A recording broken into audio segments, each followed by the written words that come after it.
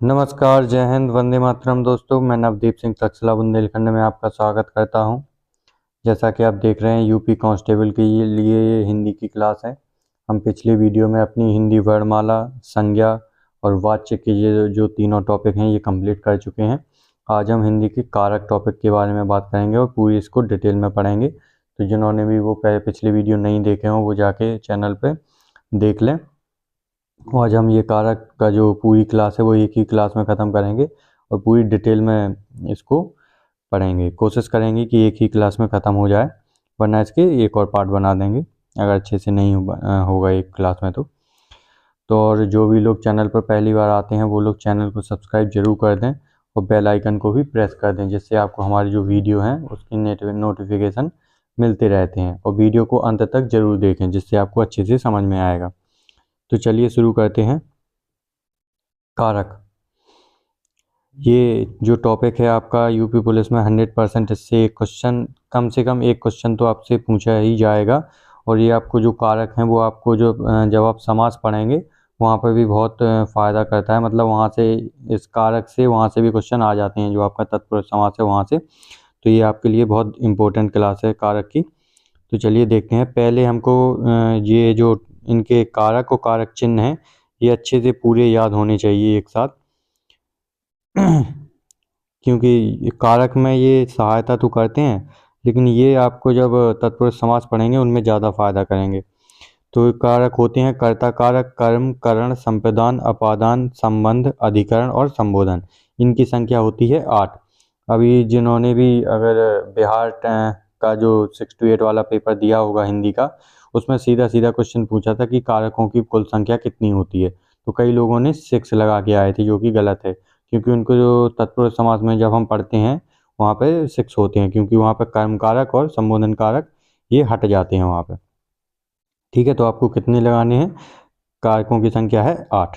ठीक है, अब इनको हमें ये भी याद रखना है कि कौन से कारक का कौन सा कारक चिन्ह होता है। जैसे कर्ता कारक का हो गया अपने कर्ता ने, कर्म को। ऐसे आप ट्रिक से याद कर सकते हैं एक लयबद्ध तरीके से कि कर्ता ने कर्म को करण से के द्वारा, संप्रदान के लिए या को लिए, संप्रदान के लिए, अपादान से अलग, अपादान में अलग होने का भाव आता है, संबंध काकी के या रारी रे, और अधिकरण में पर या फिर ऊपर, और संबोधन हे, ओ, अरे या हाय ऐसे शब्द आते हैं। और संबोधन को समझने के लिए है कि इसमें जो आपका चिन्ह होता है ये विस्मयादिबोधक चिन्ह जरूर आता है। तो आपको ये 1-2 बार रिपीट करेंगे तो आपको अच्छे से याद हो जाएंगे कि किस कारक का कौन सा कारक चिन्ह है।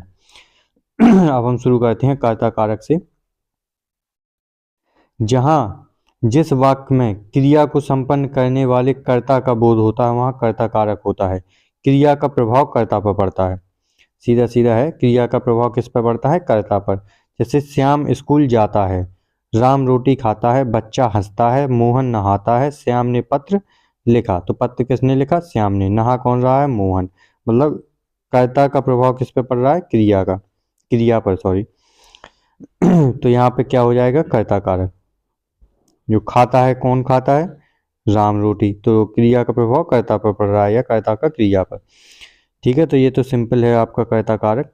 अब बाकी के जो धीरे धीरे पढ़ते जाएंगे तो आपको एक एक करके सारे समझ में आते जाएंगे। चिड़िया तेज उड़ती है, तो तेज कौन उड़ रहा है? चिड़िया। तो इसमें क्या हो जाएगा? कर्ता कारक। कर्म कारक, जब हम कल के वीडियो में जब हमने वाच्य पढ़े थे तो उनसे भी आप इनको रिलेट कर सकते हैं कि कर्म कारक और कृतवाच्य में भी कर्ता कारक हो जाता है कभी कभी। कभी कभी नहीं, मोस्टली ज़्यादातर होता ही है। जहाँ क्रिया का प्रभाव कर्म पर पड़े वहाँ कर्म कारक होता है। कल जैसे कर्म वाच्य में भी बताया था। राम ने पुस्तक पढ़ी, तो यहाँ पे हमको कर्म का चिन्ह क्या है? कर्म को। इसका कर्म कारक का चिन्ह क्या है? को है। तो यहाँ पे को आ नहीं रहा है। राम ने पुस्तक पढ़ी, ये क्या करते हैं? सीधा सीधा अगर ये चिन्ह दे देंगे तो आप जल्दी लगा लोगे, तो ये इसको लुप्त कर देते हैं। इसको हम ये भी बोल सकते हैं कि राम ने पुस्तक को पढ़ा। तब आप जब ऐसे इसको खोल के बोलेंगे तब ये आपका जो कारक चिन्ह है को, ये आ जाएगा। जैसे सीता ने पानी पिया या को नहीं दे, अगर सीता पानी को पीती है ऐसा दे दे तो भी कारक चिन्ह आगे जाएगा। अगर वो सीधा बोल दे सीता ने पानी पिया तो भी आपको ये कारक चिन्ह इसमें लुप्त कर देगा। तो आपको ये ढूंढना पड़ेगा कि सीता ने पानी को पिया। पेड़, जैसे एक ये है पेड़ काटा जाता है, इसमें भी कारक चिन्ह नहीं है तो आपको समझ में नहीं आएगा। तो आपको जब इसको खोलेंगे कि पेड़ को काटा जाता है, पेड़ काटा जाता है मतलब पेड़ को काटा जाता है, तो इसमें भी कारक चिन्ह आपका लुप्त होकर वो देते हैं आपको समझ पहचानने के लिए कि इसमें कौन सा कारक है। जैसे फसल बोई गई है तो फसल को बोया गया। राम आम खाता है, राम आम को खाता है, ऐसे भी खाता है कण, राम खाता है नहीं, राम आम को खाता है, आम का प्रभाव पड़ रहा है खाने पर। आप ऐसे भी याद कर सकते हैं कि इसमें जो कारक चिन्ह है वो लुप्त रहता है, तो आपको इसको खोल के निकालना पड़ेगा कि फसल बोई गई या फसल को बोया जाता है, तब आएगा आपका कारक चिन्ह। इतने भी आसानी से आप जाके नहीं लगा सकते हैं, आपको थोड़ा दिमाग लगाना पड़ेगा उसमें।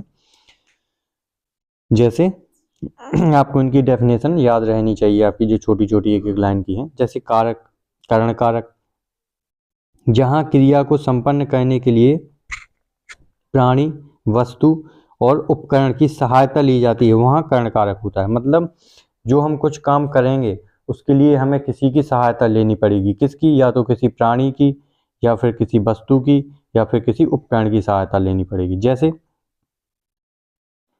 मैंने कुल्हाड़ी से पेड़ काटा, तो पेड़ काटा जा रहा है, ठीक है, लेकिन इसको काटने के लिए मुझे ज़रूरत किसकी पड़ रही है, कुल्हाड़ी की, तो मुझे किसी उपकरण की सहायता लेनी पड़ रही है किसके लिए, पेड़ काटने के लिए। तो यहाँ पे कौन सा कारक हो जाएगा, कर्ण कारक।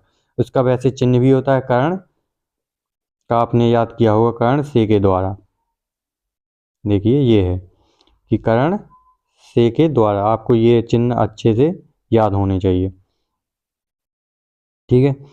अब फिर से देखते हैं, बच्चा कलम से लिखता है, बच्चा कलम से लिखता है, तो क्रिया क्या हो रही है यहाँ पे, लिखने की क्रिया हो रही है, लेकिन लिख किससे रहा है बच्चा, कलम के द्वारा। तो यहाँ पे किसकी सहायता ली जा रही है, कलम की, ठीक है।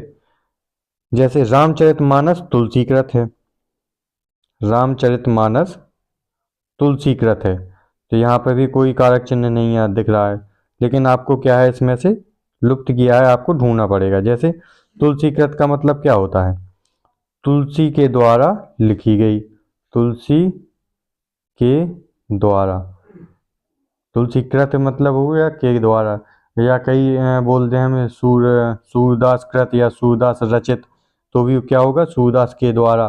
तुलसीकृत का मतलब क्या है, तुलसीदास जी के द्वारा, रामचरितमानस तुलसीदास जी के द्वारा लिखी गई या कृत है, तो यहाँ पे भी कारक चिन्ह तब निकल आएगा। आपको ये ध्यान देना है करण कारक में, वह एक आंख से अंधा है। अगर किसी के शरीर में कुछ विकार बताया जाता है कि वह एक आंख से अंधा है, एक पैर से लूला है, या एक कान से बहरा है, ऐसे कोई भी विकार बताया जाता है शरीर का, तो वहाँ पे करण कारक होता है आपका। ये आपको अच्छे से याद रखना है कि क्या बताया जाए, कोई विकार, आप एक जगह नोट भी कर लें ये चीज़ कि कोई अगर विकार बताया जाता है तो क्या होता है, वहाँ पे करण कारक होता है, ठीक है। फिर अब हम बात करते हैं संप्रदान कारक की। वैसे ये पूरा छोटा टॉपिक है, ये आपका एक ही वीडियो में ख़त्म कर देंगे। ये आपको अच्छे से याद रखना है संप्रदान कारक, क्योंकि यहाँ से क्वेश्चन बनता है। संप्रदान कारक, संप्रदान का चिन्ह क्या है, संप्रदान के लिए शब्द आता है, चिन्ह आता है, मतलब इसका कभी कभी वो क्या कहता है, यहाँ से क्वेश्चन ही नहीं पूछता है, सीधा सीधा पूछ लेगा कि संप्रदान कारक का कारक चिन्ह क्या है, को, से के द्वारा, के लिए, का, की के, रारी, मतलब ऐसे ऑप्शन दे देगा। तो आपको इनके कारक चिन्ह जरूर याद होने चाहिए। जहाँ किसी को कुछ दिया जाए, क्या दिया जाए, शुभकामनाएं दी जाए, दान दिया जाए, इन सब चीज़ों का बोध होता है, वहाँ संप्रदान कारक होता है। याद रखना है कि संप्रदान के लिए अकेला चिन्ह याद कर लेने से नहीं होगा, आपको ये भी होना चाहिए ध्यान कि किसी को शुभकामनाएं भी दी जाए, बधाई दी जाए, या फिर किसी को दान दिया जाए, वहाँ पे क्या होता है, संप्रदान कारक होता है। जैसे भिखारी को भोजन दे दो, तो भिखारी को भोजन क्या किया है, दान में दिया है, मतलब दान ना याद करके आप ऐसे भी याद कर सकते हैं कि किसी को कुछ दिया जाए, वह चीज उससे वापस ना ली जाए। दे के किसी को कुछ दिया जाए, वह उससे वापस ना ली जाए, तो वहां पे क्या होता है, संप्रदान कारक होता है। जैसे अगर वो घुमा के पूछ लेगा, जैसे राम को पैसे दे दो, तो इसमें तो वैसे अगर कर्म दे देगा तो कर्म कारक हो जाएगा। लेकिन वहां पे अगर उसने ऑप्शन में कर्म नहीं दिया है, तो मतलब उसका ये है कि वहां पे जो राम को पैसे दिए जा रहे हैं वो वापस नहीं लिए जा रहे हैं, तो संप्रदान हो जाएगा। जैसे छोटों को प्यार देना, मतलब ये आशीर्वाद ही हो गया, प्यार देना। माँ के लिए पानी ले आओ, तो यहाँ पे सीधा सीधा क्या आ गया है, चिन्ह के लिए। सुंदर लेखन के लिए निरंतर अभ्यास करो, निरंतर अभ्यास किसके लिए करो, के लिए शब्द आ गया आपका। तो आपको कारक चिन्ह भी याद होना चाहिए, और आपको ये दोनों चीजें याद होनी चाहिए कि किसी को कुछ दान दिया जाए या शुभकामनाएं दी जाए, वहां पे क्या होता है, संप्रदान कारक होता है। और आपको एक एक दो दो लाइन याद करनी है बस, और आपके कारक कंप्लीट हो जाएंगे। बस आपको दिमाग में रखना है ये सब। अब आ गया अपादान कारक। यहाँ से क्वेश्चन अगर बनाएगा तो आपका गलत होने के चांस बहुत ज़्यादा हैं, क्योंकि यहाँ पे ज़्यादातर लोग इतना याद कर लेते हैं कि अपादान से अलग अकेला, कि अपादान से अलग अकेले कारक चिन्ह याद रखते हैं वो, और थोड़ा बहुत भी वो यहाँ वहाँ से पूछेगा तो अपादान कारक में आप गलत कर लोगे। आपको अकेला से अलग कारक चिन्ह याद नहीं करना है, उसकी डेफिनेशन को भी याद रखना है। जैसे जहाँ भय, तुलना, दूरी, उत्पत्ति और पहली वस्तु का दूसरी वस्तु से अलग होना पाया जाता है, वहाँ अपादान कारक होता है। से अलग अकेले से कुछ नहीं होगा, से अलग में आपकी जो डेफिनेशन है उसका बस लास्ट वाला पार्ट पूरा हो रहा है कि एक वस्तु का दूसरी वस्तु से अलग होना पाया जाता है, वहाँ अपादान कारक होता है। ये से अलग कारक चिन्ह अकेली इतनी को कंप्लीट कर रहा है, जबकि इसमें और भी है कि किसी को भय बताया जाए, किसी से किसी की तुलना की जाए, या दूरी का बोध बताया जाए कि झांसी से मऊरानीपुर 60 किलोमीटर है, या दिल्ली से आगरा इतने किलोमीटर है, तो उसमें कौन सा कारक होगा, तो कौन सा होगा, अपादान कारक, क्योंकि वहाँ पर दूरी बताई जा रही है। किसी की उत्पत्ति बताई जाए, किसी चीज़ की कहीं से उत्पत्ति हो रही है, तो भी वहाँ पे कौन सा कारक होगा, अपादान कारक। जैसे इसमें देखिए, सीता को अंधेरे से डर लगता है, तो वहाँ पे आप अगर कारक चिन्ह देंगे देखेंगे तो को आ रहा है, को देख के आप कर्म कारक लगा देंगे कि कर्ता ने कर्म को, तो आपका गलत हो जाएगा। जबकि आपको डेफिनेशन याद रखना है कि अंधेरे से डर लगता है, मतलब यहाँ पे भय बताया गया है, तो कौन सा कारक होगा, अपादान कारक। जैसे सीता गीता से सुंदर है, यहाँ पे आप से देख के कुछ और लगा देंगे कर्ण से के द्वारा, तो आपका कर्ण कारक करेंगे तो गलत हो जाएगा। आपको क्या देखना है कि सीता गीता से सुंदर है, मतलब सीता और गीता की क्या की गई है यहाँ पे, तुलना। सबसे ज़्यादा गलत होने के चांस इसी से हैं, अपादान कारक से, तो आपको ये याद रखना है कि तुलना की जाए, भय बताई जाए। यहाँ पे नेक्स्ट वाक्य में देखिए दूरी बताई गई है, क्या, दिल्ली आगरा से 200 किलोमीटर दूर है, तो दिल्ली और आगरा के बीच की क्या बताई गई है, दूरी। तो दूरी अगर बताई जाए तब भी क्या होता है, अपादान। ठीक है, और आगे देखिए, जैसे ये वाला वाक्य देखिए, ये इंपॉर्टेंट है, पहाड़ से पत्थर बनता है, तो इसमें क्या बताई गई है, पत्थर की उत्पत्ति। क्या बताई गई है, उत्पत्ति, कि पत्थर कहाँ से बन रहा है, पहाड़ से। ठीक है, हिमालय से गंगा निकलती है, यहाँ पे हिमालय गंगा से इसकी उत्पत्ति भी बताई जा रही है, या फिर आप इसको दूर भी कह सकते हैं कि एक चीज दूसरी से दूर हो, हिमालय गंगा से अलग हो रही है। यहाँ पे उत्पत्ति कह सकते हैं आप कि हिमालय गंगा से निकलती है, मतलब उत्पत्ति हो रही है उसकी। धनुष से तीर निकला, यहाँ पे भी से कारक चिन्ह दिख रहा है, लेकिन यहाँ पे क्या होगा, अपादान कारक। क्यों, क्योंकि यहाँ पे से जो तीर है वो किससे, धनुष से क्या हो रहा है, अलग हो रहा है, तो यहाँ पे अलगाव का बोध हो रहा है, तो क्या हो जाएगा आपका, अपादान कारक। इसको आपको फिर से एक बार देख लेना है, अपादान कारक को अच्छे से, क्योंकि यहाँ से आपका गलत होने के चांस बहुत ज़्यादा होंगे। अब देखिए संबंध, संबंध का कारक चिन्ह क्या था, का, की, के, रा, री, रे। ठीक है, अब डेफिनेशन देखते हैं। जहां संज्ञा सर्वनाम के मध्य संबंध स्थापित किया जाता है वहां संबंध कारक होता है। जैसे यह घर मेरा है, यह घर मेरा है, तो घर का संबंध किससे है, कि यह किसका है, मेरा है। पिताजी के कपड़े अच्छे हैं। तो कपड़े किसके हैं? पिताजी के। पिताजी और कपड़े के बीच क्या है? संबंध है दोनों के। वो कारक चिन्ह भी क्या आ रहा है? के। राम का भाई आ गया।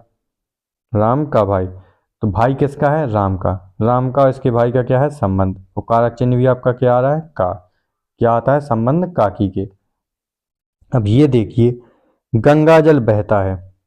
अब इसमें कारक चिन्ह नहीं आया है, लेकिन जो आपका गंगा जल है, इसको किसको कहते हैं? गंगा जल।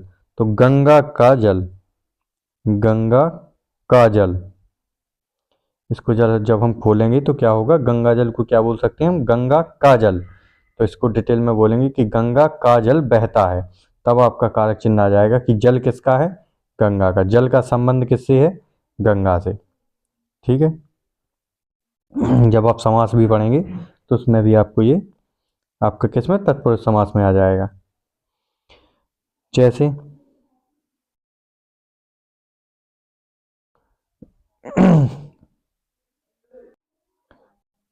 तो ये आपका क्या हो जाएगा? संबंध कारक। ये यहाँ पे दोबारा लिख गए हैं, इनके आगे चलते हैं। अपादान कारक। अपादान कारक का क्या है? अपादान का जो आपको कारक चिन्ह क्या है आपको? ये अभी हमने पढ़ा दिया है। अपादान से अलग भय, तुलना, दूरी और उत्पत्ति बताई जाती है। संबंध कारक में क्या हो गया? एक से दूसरे का संबंध बताया जाता है संज्ञा सर्वनाम के मध्य। और कारक चिन्ह क्या आता है? संबंध काकी के। ठीक है। जैसे इसको और देख लीजिए आप संबंध कारक को। राज दरबार सजा हुआ है, तो राज दरबार किससे कहते हैं? राजा का दरबार। तो क्या आ जाएगा आपका कारक चिन्ह? का। जिसकी लाठी उसकी भैंस। इसमें कारक चिन्ह नहीं आया, लेकिन इसमें संबंध बताया जाएगा कि भैंस किसकी है? जिसकी लाठी है। ठीक है। भैंस का और उसकी लाठी का संबंध है। जैसी करनी वैसी भरनी। तो भरना किसको पड़ेगा? जो करेगा। जो सोएगा वो खोएगा। तो खोएगा कौन? सब थोड़ी खोएंगे। जो सोएगा वो खोएगा। तो इन दोनों के बीच क्या है? संबंध है। तो आपको ऐसे भी चीज़ याद रखनी है कि जो खोएगा जो सोएगा वो खोएगा, जैसा करेगा वैसा भरेगा। और ये वाले शब्द भी क्या आते हैं? संबंध कारक में। अधिकरण, जहाँ स्थान, आधार और समय का बोध होता है वहाँ अधिकरण कारक होता है। अधिकरण मैं पर ऊपर होता है, इसका कारक चिन्ह आपको याद रखना है। जैसे कल्लू छत पर सोता है, तो छत पर मैं पर ऊपर आता है, तो छत के ऊपर या छत पर सोता है। ठीक है। माताजी बस में बैठी हैं, तो मैं पर या ऊपर, मैं मतलब अंदर हो गया। तो ये में इसमें भी क्या हो जाएगा आपका? अधिकरण। ऐसे ही पिताजी कमरे में सोते हैं, कमरे के अंदर सोते हैं। राम पेड़ पर चढ़ता है, तो सीधा सीधा क्या है? मैं पर ऊपर होता है, तो पेड़ पर, पेड़ के ऊपर। ठीक है। वही भाव आ रहा है। छत के ऊपर बंदर बैठा है, तो बंदर कहाँ बैठा है? ऊपर। कहाँ? किसके? छत के। तो इसके आपके जो चिन्ह है वही है, मैं पर या फिर ऊपर का भाव आता है इनमें। तो बंदर कहाँ बैठा है? छत के ऊपर। जैसे यहाँ पे लोप है, मेरा जन्मदिन अगले महीने आएगा। तो यहाँ पे कोई कारक चिन्ह नहीं है, लेकिन इसको क्या बोल सकते हैं? मेरा जन्मदिन अगले महीने में आएगा। ठीक है। राम 3:30 बजे उठता है, तो राम 3:35 पर उठता है। ठीक है। 3:30 बजे को क्या बोल सकते हैं? 3:35 पर उठता है। ठीक है। यहाँ पे समय भी बताया गया। सोहन के बाद मोहन, रोहन प्रधानाचार्य बनेगा, तो इसके बाद बनेगा मतलब। संबोधन, ये तो बहुत ही सरल है। जहाँ किसी को पुकारा जाए, बुलाया जाए, वहाँ संबोधन संबोधन कारक होता है। अरे उसे क्या हुआ, हाय यहाँ देखो क्या हुआ, अजी सुनते हो। जिसमें सबसे सिंपल याद रखना है कि इसमें क्या आता है आपका? विस्मयादिबोधक चिन्ह आता है, ये वाला। जब भी संबोधन कारक होगा वहाँ पे ये जरूर आएगा। और किसी को हम बुलाएंगे, दुख में भी बुला सकते हैं, खुशी में भी बुला सकते हैं। हुर्रे और आ हो, अरे, ये वाले शब्द आते हैं, और साथ में विस्मयादिबोधक चिन्ह भी आता है। तो आपका ये जो कारक थे वो पूरे कंप्लीट हो गए हैं। डिटेल में बताया है कारक को इसमें वीडियो में। तो अगर आपको एक वीडियो एक बार में समझ में नहीं आता है तो आप इसको रिपीट कर लीजिए। और आपको 2-3 चीज़ें ज़रूर से याद रखनी है। आप तो एक तो आपका ये वाला हो गया, कौन सा? संबंध कारक को ध्यान रखना है।